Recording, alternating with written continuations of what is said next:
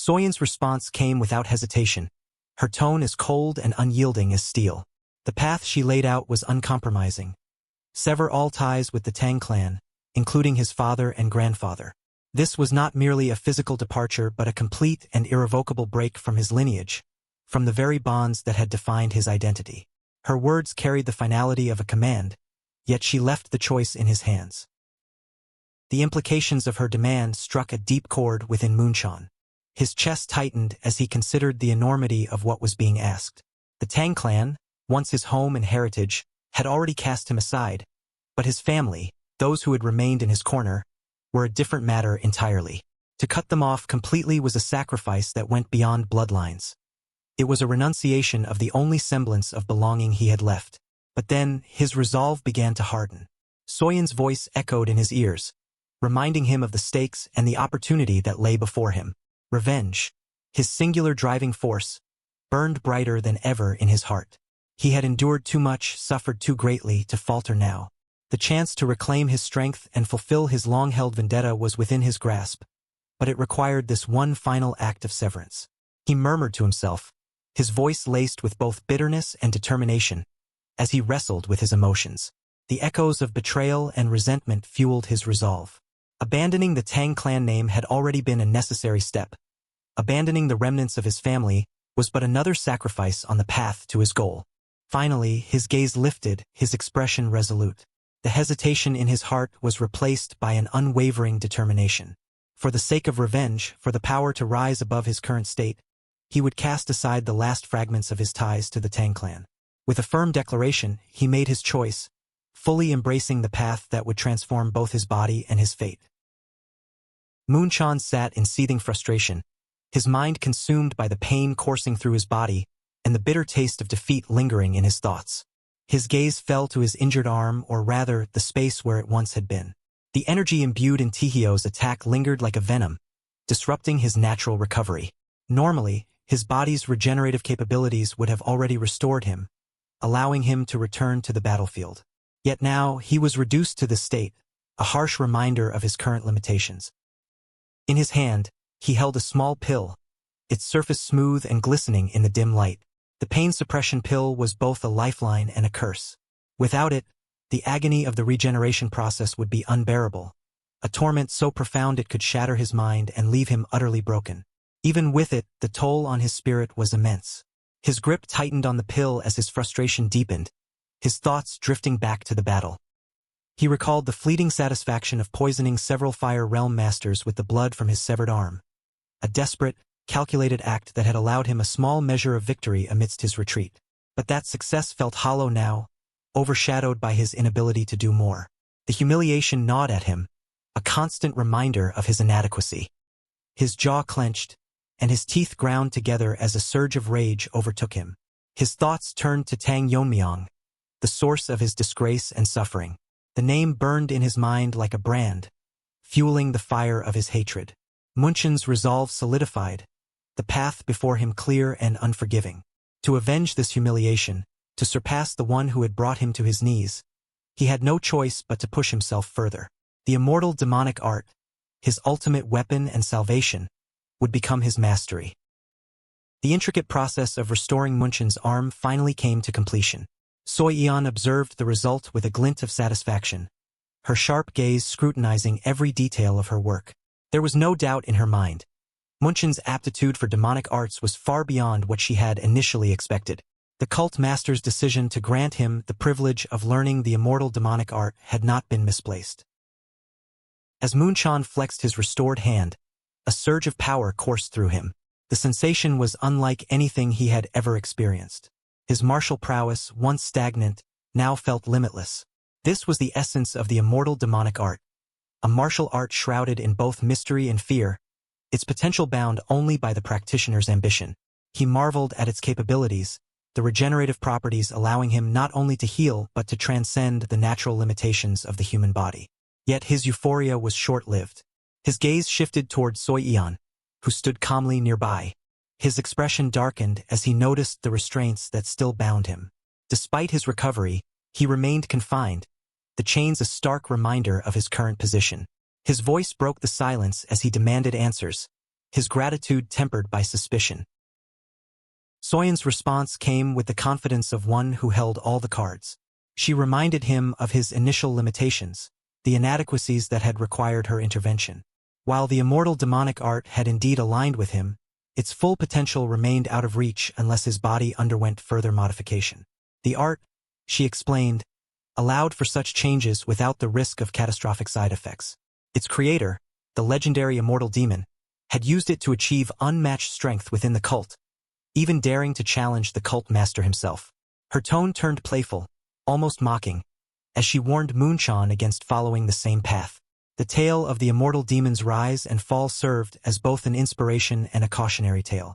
Despite his regenerative abilities, so potent that even decapitation would not bring true death, the immortal demon had ultimately been defeated by the cult master. Soyeon's voice lowered as she explained the fatal flaw. The immortal demonic art, for all its power, relied fundamentally on the control of demonic energy. Against the cult master, who wielded absolute dominance over demonic energy itself, even such an unparalleled martial art had proven futile. Munchon's thoughts churned as he absorbed her words. The promise of power, tempered by the specter of inevitable limits, filled him with a mixture of awe and unease. To modify his body further and unlock the full potential of the immortal demonic art would mean embracing changes that could render him something beyond human. And yet, the story of the immortal demon's defeat cast a long shadow, a reminder that even the strongest could be brought low by forces beyond their control. His voice trembled as he sought clarity, his unease growing with each passing moment. The air in the dimly lit chamber seemed to thicken as Soyeon, ever composed and enigmatic, prepared to reveal her next steps. Her sly smile barely concealed the severity of her intentions, and she wasted no time in laying out the reality of Munchon's current state. His grasp of the immortal demonic art was rudimentary at best, limited to the ability to reattach severed limbs, a mere third level of proficiency in a martial art capable of so much more. Her tone turned sharp as she emphasized his inadequacy, likening him to little more than a scarecrow meant to endure suffering. From the folds of her robe, Soyeon produced a bottle, its contents swirling with an ominous green hue. The sight of it made Munchon's heart race, his mind immediately recognizing the infamous substance, the killing evolution needle, a poison so potent and rare that even his grandfather guarded it with utmost caution. His unease turned to dread as he realized it was not a mere prop but an integral part of her plan. Her expression grew grim as she explained. The fastest way to truly master the immortal demonic art was through injury, by teetering on the edge of death and forcing one's body to adapt. In Soyeon's hands, the poison was no longer just a weapon, it was a tool for transformation. The lethal substance would not only enhance Munchon's regenerative abilities, but also address his glaring lack of offensive power. The poison bottle's lid came off with a quiet pop, and a sharp, acrid scent filled the air. Soyeon's voice carried a chilling certainty as she elaborated on her intentions. The Tang clan, she reminded him, revered the realm of the poisoner, a state where even a single breath or a drop of blood could spell death for countless foes. She intended to push Moonshon to that very realm, reshaping his body and refining his essence until he embodied poison itself. Her plan was as brutal as it was ingenious. By repeatedly subjecting Moonshon to the lethal effects of the poison and forcing him to regenerate, she would forge his body into something otherworldly, a living weapon immune to toxins and capable of wielding them as a master of death. The transformation would not be easy. The process would mimic dying over and over again, but she assured him survival was guaranteed. Soyeon's final words lingered ominously in the room. If he endured, Moonshon would not just master the immortal demonic art. He would ascend to become an immortal poison master, a figure of unparalleled lethality. Moonshon doubled over, a sharp cough racking his body as he spat a thick glob of poisoned blood onto the cold ground. His body trembled violently, the strain of the ongoing transformation evident in every contorted muscle. The taste of poison lingered bitterly on his tongue, and he felt his insides twist as though being wrung out by an unseen force. No matter how many times he endured this torment, his body refused to fully adapt to the toxin coursing through his veins. Each breath was labored, each moment a battle to keep himself upright. The process was relentless, unyielding, and cruel. The poisoned blood he expelled burned as it left his body, a testament to the devastating potency of the toxins he had been forced to endure. His thoughts turned grim as frustration bubbled within him. Was it even possible to adapt to this infernal poison? No matter how much he pushed himself, the pain never dulled. The agony never became familiar. Before he could dwell further, the sound of hurried footsteps echoed down the hall. A warrior burst into the chamber, his expression tense and urgent. The man spoke quickly, delivering his report with reverence and urgency. Moon-chan straightened, his sharp gaze locking onto the warrior, though his body still trembled from the strain. The news struck him with a cold, calculated clarity. Prisoners from the Joint Sect and Kunlun Sect had been captured. For a moment, his mind weighed the significance of the information. These sects, once proud and unyielding, were now scattered and broken. Their defeat was inevitable, their annihilation certain. His lips curled into a grim expression, the cold pragmatism of his decision evident in his eyes. There was no room for mercy in the path he had chosen, no place for compassion in a war where survival meant eliminating every threat. If these prisoners were released, where would they even go?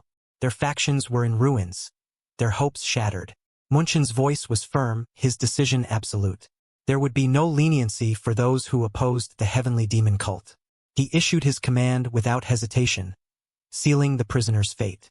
They would all be executed, a brutal but necessary act to extinguish any lingering resistance. To leave even a sliver of hope for the defeated was a risk he could not afford. The desperate flight continued through the dense forest, the sound of pounding footsteps and ragged breaths mingling with the distant shouts of their pursuers. Those fleeing knew that capture would mean death or worse. Their determination to survive drove them forward, ignoring the burning in their lungs and the ache in their legs. At the forefront, Hyunso carried his poisoned master on his back, the weight of the injured man adding to the strain of their escape. His mind raced with frustration as he glanced back, the faint outlines of their pursuers still visible in the shadows. No matter how far or fast they ran, their enemies clung to them like hounds on a scent, relentless and unyielding. Hyunso gritted his teeth, silently cursing the situation. The so-called Poison Master had single-handedly turned the tide of battle, reducing their forces to a scattered, desperate few. Their only hope lay in the messenger they had dispatched to Sichuan, a hope that was quickly fading as the enemy closed in. Just as despair began to creep in, Hyunso's sharp eyes caught movement ahead. A figure loomed in the distance, silhouetted against the faint moonlight filtering through the canopy. His heart sank. Another enemy? His instincts screamed at him to halt, and he obeyed without thinking, skidding to an abrupt stop. The sudden pause sent ripples of panic through the group. Those behind him stumbled to a halt, confusion and fear written across their faces. The tension in the air thickened as Hyunso stared ahead, his body tense and ready to act. The presence of the figure ahead, combined with the relentless approach of their pursuers, placed them in a dire predicament. Escape now seemed almost impossible, and the weight of responsibility on Hyunso's shoulders pressed down even harder. As the relentless pursuers closed in, desperation consumed the fleeing group. One among them, a determined warrior, stepped forward with resolve etched into his face. His blade sang as it was unsheathed. With unwavering courage, he moved to face the oncoming horde. He had made his choice to buy time for the others. He turned to his companions briefly, his silent plea urging them to escape while they still could. But before the clash could unfold, a figure emerged from the shadows like a tempest. Yeon-Myeong, swift as a streak of lightning, descended upon the battlefield with an aura of calculated ferocity. In a blur of motion, he charged into the fray, his movements impossibly fast and deliberate. His sword flashed, its edge gleaming with deadly precision, each swing a calculated strike that left no room for error. The demonic warriors barely had time to register his presence before they fell. One after another, they crumpled under the lethal arcs of Yeon-Myeong's blade, their ranks thinning with alarming speed. He moved like a phantom, his strikes so precise and decisive that the air seemed to hum with the force of his attacks. Each swing was a masterful stroke, cutting down his enemies with an almost effortless grace, leaving no survivors to regroup or retaliate. The brief, bloody skirmish ended as suddenly as it had begun, the ground littered with the defeated. Yeon-Myeong stood amidst the aftermath, his blade glistening with the faint traces of the battle.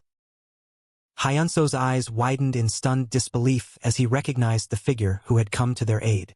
Relief washed over him like a tidal wave, his earlier despair giving way to a glimmer of hope.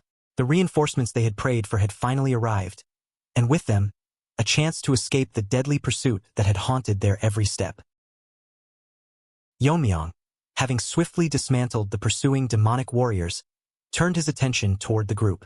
His expression, calm yet commanding, carried an unspoken reassurance. His gaze fell on Hyunso, sharp and assessing, as though gauging the extent of the danger they had faced. The battlefield around them was silent now, the echoes of the skirmish fading into the distance. Yeon-Myeong stood firm amidst the fallen foes, a solitary figure exuding quiet strength.